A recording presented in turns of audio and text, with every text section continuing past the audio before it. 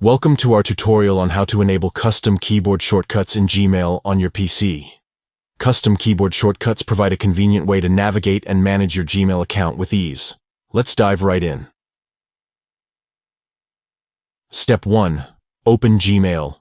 Launch your web browser and navigate to the Gmail website. Step 2.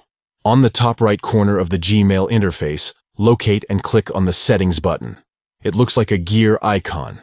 Step 3. From the drop-down menu, select See All Settings.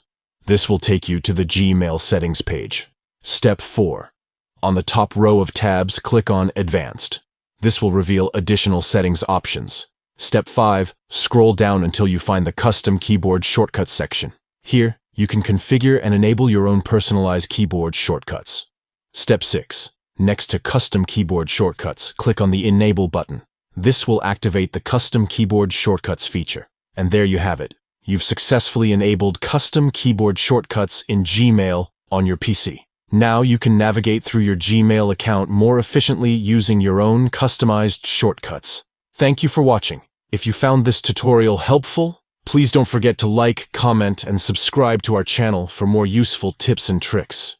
Stay tuned for more exciting Gmail tutorials.